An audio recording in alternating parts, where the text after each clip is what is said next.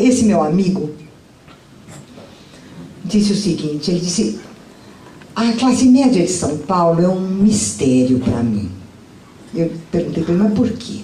Ele disse: olha, você vai, te convidam para ir à casa deles, você vai, você é bem recebido, faz uma comida especial para você, levam você até a porta, te dão uma carona para você, te levam para casa, ou você vai em algum lugar. Ele disse: mas basta subir num carro, basta começar a dirigir um carro, basta entrar numa fila, e basta estar num lugar, num espaço que tem que ser compartilhado, e são bestas selvagens, são feras indomáveis. Ele disse: eu não consigo juntar a civilidade na vida doméstica e o grau de brutalidade, de violência na vida pública por parte da classe média, né? Era um domingo e eu precisava tirar um dinheiro no banco por uma despesa que eu ia fazer na segunda-feira de manhã. Então, meu genro e a minha filha me levaram de carro até um banco, uma dessas agências, para eu poder pegar o dinheiro. É uma rua razoavelmente movimentada, apesar de ser um domingo, e o banco tem as rampas para você estacionar. Só que havia um carro prateado gigantesco, colocado de tal maneira que fechava as 3 rampas para estacionar. Eu digo um carro gigantesco porque eu só distingo Fusca e Fiat. O resto para mim é um carro grande, é um carro azul, um carro cor-de-rosa, um carro verde. Então, era um gigante prateado que foi estacionado de tal modo que ninguém mais podia estacionar. E com, evidentemente, as janelas, tudo com aquele vidro preto que ninguém enxerga nada. Então eu não sabia se tinha gente dentro lá ou não. Eu desci, porque meu genro ia estacionar em outro lugar, mas eu desci. E eu disse: puxa vida, estaciona dessa maneira e ninguém mais pode entrar. Não dá certo isso. Entrei no banco. Alguns segundos depois, entra uma moça. Ela estava, o que eu chamo, naturalmente produzida. Aquele modo que parece tudo natural e que deu um trabalho desgraçado. Ela deve ter levado dias para ficar daquele jeito. Toda bonitinha, no seu jeans, com a sapato. E ela entrou requebrando. E foi até a máquina. E disse assim para mim: não tem educação, não é? Aí eu disse: por quê? Vai gritando assim, com qualquer um? Nisso entra o rapaz, também bonitinho, só que mais velho que ela, mas ele entra todo arrumadinho e ele diz: você pensa que eu vou estacionar meu Mercedes em qualquer lugar? Bom, tudo que tem de ruim no meu ser, tudo aquilo que minha mãe tentou consertar e não conseguiu, subiu em uma grande onda incontrolável. E eu disse para ele: isto é o sinal, o modelo, o paradigma da classe média paulistana, reacionária, conservadora, autoritária e violenta. Você é uma abominação política.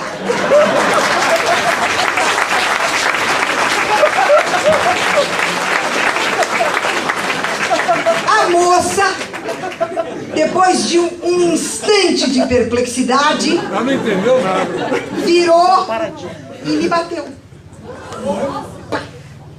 E eu disse: você é uma abominação ética. Aí, com tanta abominação, o cara achou que eu tinha abusado. Então ele disse pra mim, sua velha feia. Aí eu disse pra ele, é o seguinte, a idade que eu tenho é natural. A velhice é um dado da natureza. Transformar a minha velhice, que é um fato, um dado, num xingamento, é porque você é uma abominação cognitiva.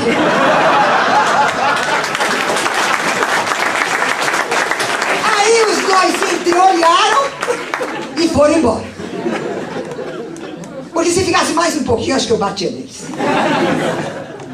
Então, eu estou contando, eu falei da observação do meu amigo e estou contando esse caso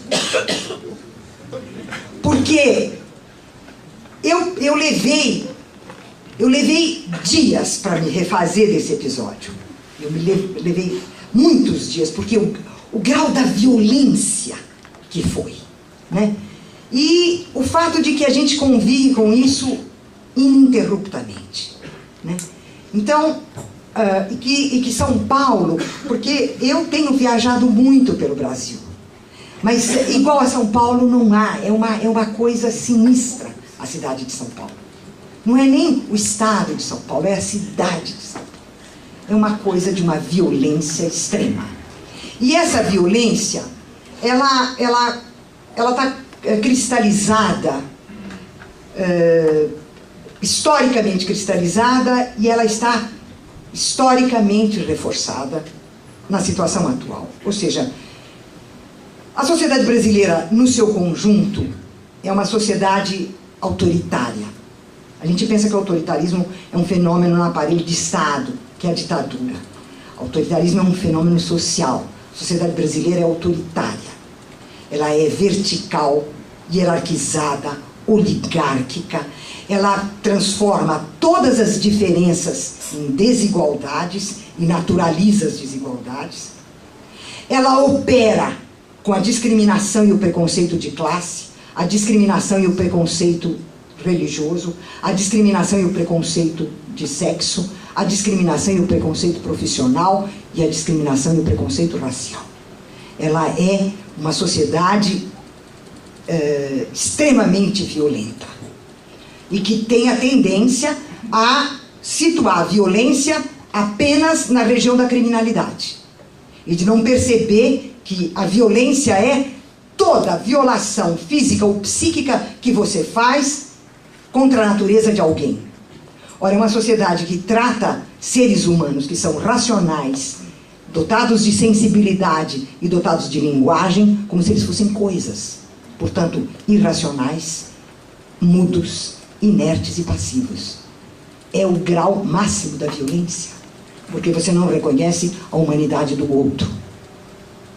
Ora, é essa maneira de configuração da sociedade brasileira que existe, cristalizada e, de alguma maneira, perenizada como forma da sociedade paulistana. A sociedade paulistana, de cima a embaixo, é assim, né? Da classe dominante às classes populares, com o mito de que a violência é a delinquência, a criminalidade. Essa sociedade, assim estruturada, na hora em que ela recebe o impulso neoliberal, isso funciona para ela como a mão e a luva, como a sopa no mel. Por quê? Uma das características mais impressionantes do neoliberalismo é que ele opera pelo encolhimento do espaço público e o alargamento do espaço privado. Seja o espaço privado do mercado, seja o espaço da vida privada. Vou dar um exemplo de alargamento do espaço da vida privada. A mídia entrevista pessoas. Ela entrevista pessoas para saber, tem essas entrevistas que saem nos jornais nos domingos, aparece na televisão, nas entrevistas coletivas, coisas desse tipo, e a pergunta, são perguntas sobre a sua preferência. Que sorvete você prefere? Que livro você está lendo? Se você está gostando? Qual é a música da sua juventude que você mais lembra, que você mais gostava?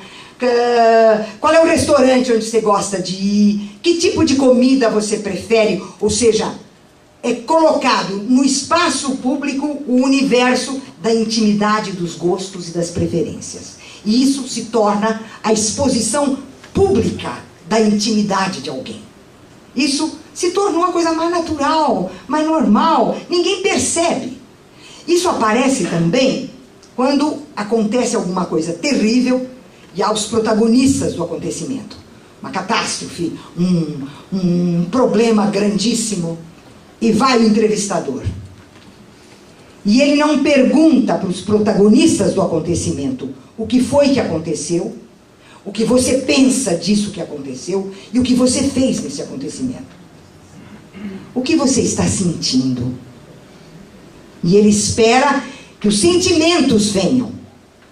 Porque o outro, o protagonista, não tem pensamento, não tem entendimento, não faz uso da razão. É o cara que está entrevistando, é o senhor da mídia, e ele sabe, ele pensa. Então ele pergunta para o outro o que o outro sente, e vira para o público e explica o que aconteceu, por que aconteceu. Ele sabe tudo, ele dá uma versão do acontecimento, independentemente dos participantes do acontecimento. Porque os participantes do acontecimento são reduzidos ao puro sentimento, ausência de pensamento. E ninguém acha que isso é violento, que isso é autoritário, que isso é inaceitável. E funciona assim o tempo inteiro. Então, como é que isso transparece no caso desse encolhimento do espaço público e alargamento do espaço privado? Todo mundo é favorável às privatizações. Quem não sabe que as escolas de primeiro e de segundo grau privadas são muito superiores do que as escolas públicas? As escolas públicas são uma porcaria, todo mundo sabe. Tem professor que não presta para nada. O professor que não tem capacidade e que por isso não foi contratado por uma escola privada, vai para a escola pública. Todo mundo sabe que é isso, a escola pública. Quantas vezes você ouviu isso na esquina da tua casa, na padaria, no açougue, na porta do supermercado? É tranquilo que o espaço privado é superior ao espaço público e que ele ordena, regulamenta e regula esse espaço público para encurtá-lo e encolhê-lo cada vez mais. Então, é nessa ambiência que funciona a sociedade paulistana. Ela leva esses elementos ao cubo. Ela transforma isso numa maneira de viver, numa maneira de pensar e numa maneira de se comportar. E ela vai traduzir isto numa ideologia, entre as várias ideologias que ela tem, porque depois eu vou falar da ideologia da classe média aqui, mas há uma ideologia que percorre a sociedade paulistana em todas as suas classes, que é o que eu chamo a ideologia da ética. A ética transformada em ideologia é a confusão entre a ética e os chamados RDH das empresas. Ou seja, as empresas têm, todas as empresas têm, um conjunto de regulamentos sobre a conduta dos seus empregados. Então, desde a pontualidade, o vestuário, tudo é regulamentado. E isso é chamado de a ética da empresa. A sociedade paulistana pensa que a ética é isso, que ela é um conjunto de regras, normas, preceitos de controle cotidiano de todos os comportamentos. E, portanto, ela ignora o que seja verdadeiramente a ética, isto é, o exercício da consciência, da liberdade e da responsabilidade. Para ela, a ética foi reduzida a um conjunto de regulamentos, como é posto pelas empresas. E isso, entendido como ética, se espalha pela cidade inteira e a avaliação das pessoas é feita dessa maneira. Tanto que quando eu chamo a moça de uma abominação ética, ela não entende, ela não infringiu nenhuma das normas, nenhuma das regras que se pede no comportamento. Então, há uma deterioração. Você tem uma deterioração da ética. Você tem uma deterioração da vida social. você tem uma deterioração da relação interpessoal, você tem a impossibilidade da relação intersubjetiva. Eu costumo dizer, a cidade de São Paulo é proto-fascista. É uma coisa sinistra, porque tudo isso está interiorizado, naturalizado, e a gente não percebe mais. Funciona assim, porque o mundo é assim, porque os seres humanos são assim, porque a natureza é assim. De manhã tem o sol, de noite tem a lua, e durante o dia tem a classe dominante e a classe média paulistanas. Tudo um dado da natureza. Eu quero encerrar me referindo à classe média.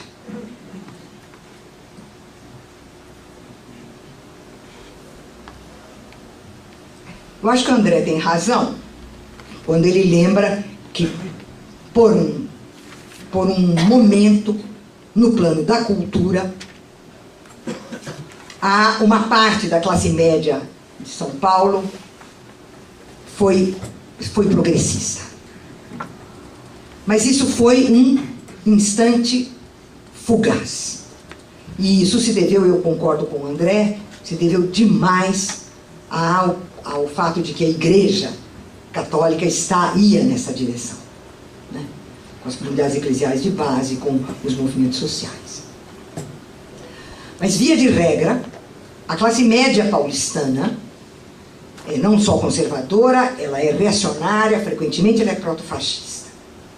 Ela esteve no doi ouro para São Paulo. A classe dominante de São Paulo não deu ouro nenhum para a Revolução de 30. A classe média deu tudo que tinha. O que tinha e o que não tinha. Ela deu o ouro para a Revolução. Ela esteve na marcha com a família, com a tradição, a família e a propriedade. E ela fazia nas casas, ela rezava o terço contra o comunismo. E ela sustentou os grupos de CCC, os comandos de caça aos comunistas. Então, é essa classe média de ontem que é a classe média de hoje, com todos os aparatos que o neoliberalismo trouxe para ela. Mas tem mais duas coisas que são importantes no caso da classe média. A classe média de ontem, como ela se tornou o suporte, o sustentáculo socioideológico da ditadura, ela foi recompensada. A recompensa que foi dada a ela foi a expansão do ensino superior na forma da massificação. A massificação do ensino superior foi feita para realizar a aspiração máxima dessa classe média, que é o diploma. Não é o saber, não é o conhecimento. Isso ela não tem nenhum interesse, ela está se lixando. Ela quer o diploma, porque ela opera com os signos de prestígio. Por quê?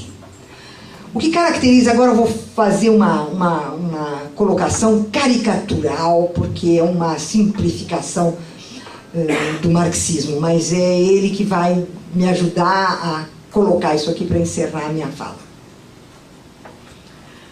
A sociedade tem as duas grandes classes fundamentais: a propriedade privada dos meios sociais de produção, que é a burguesia, e a força de trabalho, os trabalhadores. E essa divisão social, que é constitutiva do modo de produção capitalista, opera de modo a não só reproduzir essa divisão, mas encobrir essa divisão. Só que a classe dominante tem um lugar claro na economia, na política. Ela tende a deter o poder do Estado. Os trabalhadores têm um lugar claro na economia e, quando classe organizada, em sindicatos e em movimentos, ela tem um lugar claro e definido no poder social. Entre essas duas classes existe a classe média, o que nós chamamos de pequena burguesia, e a classe média, que não tem lugar. ela não tem a propriedade privada dos meios sociais de produção. E ela não é detentora da força produtiva, da força de trabalho e da produção da mais-valia. Ela está no campo dos serviços, das profissões liberais, tudo aquilo que a gente sabe.